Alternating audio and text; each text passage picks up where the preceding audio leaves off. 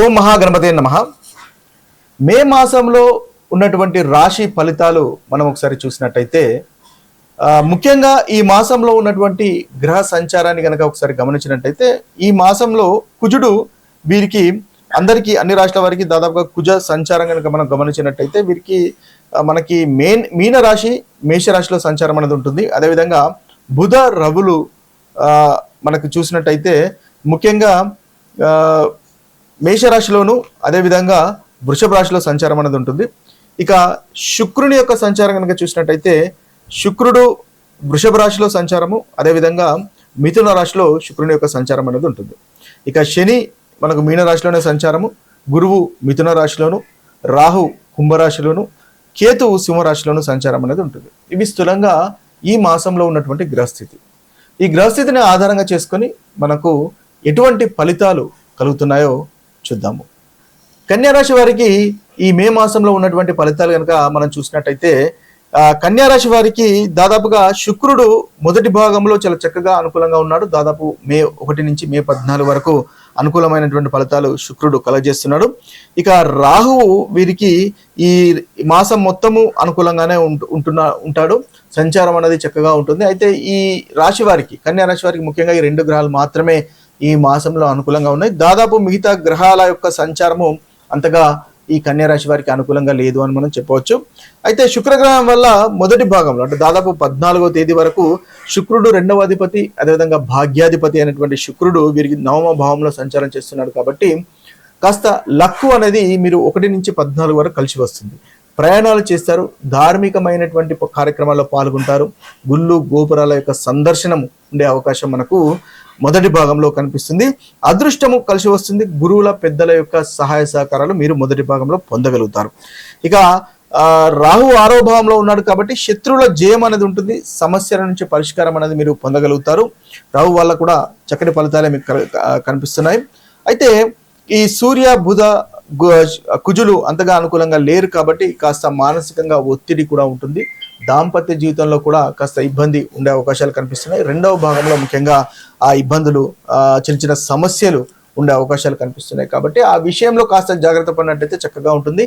పరిహారాలను చేసుకున్నట్టయితే ఈ మాసంలో మీకున్నటువంటి ప్రతికూలమైనటువంటి ఫలితాలు అంటే చెడు ఫలితాలు ఏవైతే ఉన్నాయో ఆ చెడు ఫలితాలను మీరు అధిగమించగలుగుతారు.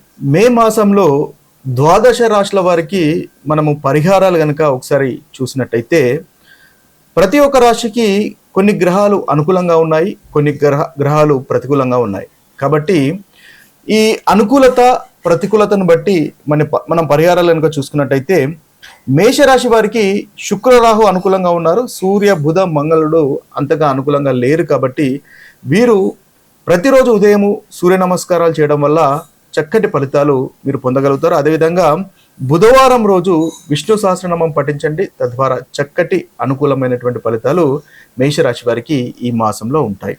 ఇక వృషభ రాశి వారి యొక్క పరిహారాలు కనుక ఈ మే మాసంలో కనుక చూసినట్టయితే వీరికి సూర్యుడు బుధుడు మంగళుడు వీరికి కూడా అంతగా అనుకూలంగా లేరు. అయితే గురు శనులు వీరికి చాలా చక్కగా అనుకూలంగా ఉన్నారు, శుక్రుడు కూడా చాలా చక్కగా అనుకూలంగా ఉన్నాడు. కాబట్టి ప్రతి మంగళవారము హనుమాన్ చాలీసా గనక పఠించినట్టయితే వృషభ రాశి వారు ఈ మే మాసంలో చక్కటి ఫలితాలు పొందగలుగుతారు, ప్రతికూలత అనేది తొలగిపోతుంది. ఇక మిథున రాశి వారి యొక్క పరిహారాలు మనం మే మాసంలో కనుక చూసినట్టయితే ఈ మిథున రాశి వారికి గురు శని రాహు కూడా అంతగా అనుకూలంగా లేరు. అయితే శుక్రుడు కుజుడు కేతువు చాలా చక్కగా అనుకూలంగా ఉన్నారు. వీరు ఆదిత్య హృదయాన్ని పఠించండి, ప్రతి ఆదివారం ఉదయం ఆదిత్య హృదయాన్ని పఠించండి, తద్వారా చక్కటి ఫలితాలు మనకి మిథున రాశి వారికి ఈ మాసంలో ఉంటాయి. అదేవిధంగా మీరు లక్ష్మీదేవిని ఆరాధించినా కూడా చక్కటి ఫలితాలు మనకు మిథున రాశి వారికి ఈ మాసంలో కలుగుతాయి. ఇక కర్కాటక రాశి వారి యొక్క ఫలితాలు కనుక చూసుకున్నట్టయితే ఈ కర్కాటక రాశి వారికి పరిహారాలు మనం గమనించినట్టయితే వీరికి కుజుడు గురువు శని రాహుకేతువులు అంతగా ఈ మాసంలో అనుకూలంగా లేరు. అయితే ఈ కర్కాటక రాశి వారికి రవి బుధుడు శుక్రుడు ఈ 3 గ్రహాలు చాలా చక్కటి ఫలితాలు ఇస్తున్నాయి. అయితే వీరు ప్రతి మంగళవారము హనుమాన్ చాలీసా కనుక పఠించినట్టయితే కర్కాటక రాశి వారికి చాలా చక్కటి అనుకూలమైనటువంటి ఫలితాలు ఈ రాశి వారికి ఈ మాసంలో కలుగుతాయి. ప్రతికూలత ఏదైతే ఉందో ప్రతికూలత తొలగిపోయి అనుకూలత అనేది మన కర్కాటక రాశి వారికి పెరుగుతుంది. ఇక సింహరాశి వారి పరిహారాలు ఈ మే మాసంలో చూసినట్టయితే మనకు సింహరాశి వారికి కుజుడు ముఖ్యంగా అనుకూలంగా లేడు, శని రాహు కేతులు అనుకూలంగా లేరు. కాబట్టి శనీశ్వరుని ఆరాధించండి. సింహరాశి వారు ముఖ్యంగా మంచి ఫలితాలు మీకు కలుగుతాయి. ప్రతి శనివారము శనీశ్వరుని ఆరాధించండి, లేదా ప్రతి మంగళవారము హనుమంతుని ఆరాధించినట్టయితే ఈ సింహరాశి వారికి ఈ మే మాసంలో ఉన్నటువంటి ప్రతికూలమైనటువంటి ఫలితాలు తొలగిపోయి అనుకూలమైనటువంటి ఫలితాలు కలుగుతాయి. ఇక కన్యారాశి వారి యొక్క పరిహారాలు కనుక మనం చూసుకున్నట్టయితే కన్యారాశి వారికి శుక్ర రాహువులు మాత్రమే అనుకూలంగా ఉన్నారు. అయితే మిగతా గ్రహాలు అనుకూలంగా లేరు. కాబట్టి వీరు ప్రతి బుధవారము విష్ణు సహస్రనామము పఠించండి, తద్వారా చక్కటి ఫలితాలు కలుగుతాయి. అదేవిధంగా ఈ కన్యారాశి వారు ప్రతి సోమవారము మనకు మహాశివుని ఆరాధించండి, లేదా మహాశివుని యొక్క గుడికి వెళ్ళే ప్రయత్నం చేసి దర్శనం చేసుకునే ప్రయత్నం చేయండి. కన్యారాశి వారికి ఈ మాసంలో కలుగుతున్నటువంటి ప్రతికూలత తొలగిపోయి అనుకూలత అనేది పెరుగుతుంది. ఇక మనము తులారాశి వారి ఒక పరిహారాలు కనుక మనం చూసుకున్నట్టయితే తులారాశి వారికి ఈ మే మాసంలో చక్కగా అనుకూలమైనటువంటి ఫలితాలు అధికంగా కనిపిస్తున్నాయి. మన కుజుడు, శుక్రుడు, గురువు, శని, కేతువు ఈ గ్రహాలన్నీ కూడా తులారాశి వారికి చక్కగా అనుకూలంగా ఈ మే మాసంలో ఉన్నారు. అయితే రవి, బుధ, రాహువులు ఈ 3 గ్రహాలు అంతగా అనుకూలంగా లేరు. కాబట్టి ముఖ్యంగా ఆదిత్య హృదయాన్ని పఠించండి. ప్రతి ఆదివారం తులారాశి వారికి చాలా చక్కగా ఉంటుంది. అదేవిధంగా మీరు రావుకు సంబంధించినటువంటి అంటే మనకు రావు పూజ కానీ చేసినట్టయితే చక్కగా మంచి ఫలితాలు కలుగుతాయి. అదేవిధంగా శనీశ్వరుని ఆరాధించినట్టయితే కూడా మీకు చాలా చక్కటి ఫలితాలు ఈ మాసంలో కలుగుతాయి.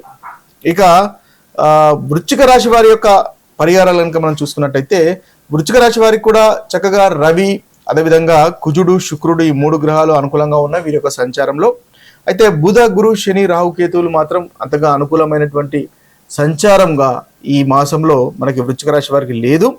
కాబట్టి వీరు ప్రతి మంగళవారము హనుమంతుని ఆరాధించండి, లేదా ప్రతి శనివారము మీరు శనీశ్వరుని కనుక ఆరాధించినట్టయితే చక్కటి ఫలితాలు మీకు ఈ మాసంలో కలుగుతాయి. ఇక ధనుసు రాశి వారి యొక్క మనము పరిహారాలు కనుక ఈ మే మాసంలో చూసినట్టయితే ధనుసు రాశి వారికి సూర్య, బుధ, గురు, రాహు ఈ 4 గ్రహాలు చాలా అనుకూలంగా ఉన్నాయి. అయితే కుజుడు, శుక్రుడు, శని, కేతువులు అనుకూలంగా లేరు.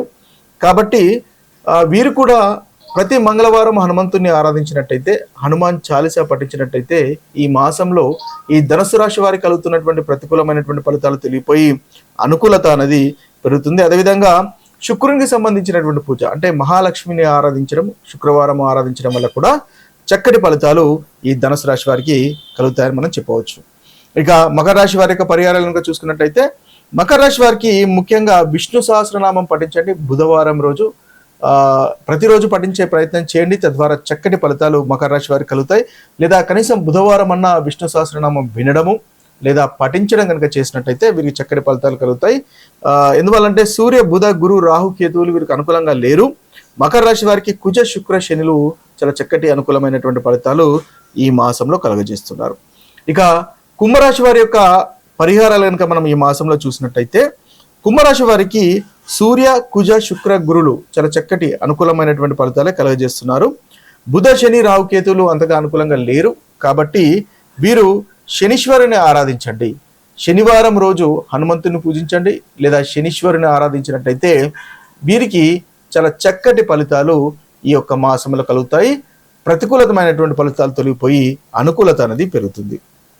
ఇక మీనరాశి వారి యొక్క పరిహారాలు కనుక చూసుకున్నట్టయితే మీనరాశి వారికి బుధ, మంగళ, శని, రాహువులు అంతగా అనుకూలంగా లేరు. సూర్య, శుక్ర, గురు, కేతువులు చక్కటి అనుకూలమైనటువంటి ఫలితాలు కలుగజేస్తున్నారు.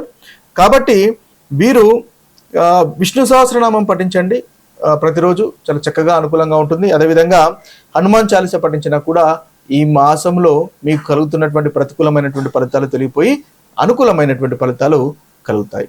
ఇవి స్థూలంగా మనకు ద్వాదశ రాశుల వారికి ఉన్నటువంటి పరిహారాలు. మరొక వీడియోలో మరొక రాశి ఫలితాలతో కలుద్దాము. అంతవరకు సెలవు. సర్వే జన సుజనో భవంతు. సర్వే సుజన సుఖినో భవంతు. నమస్తే.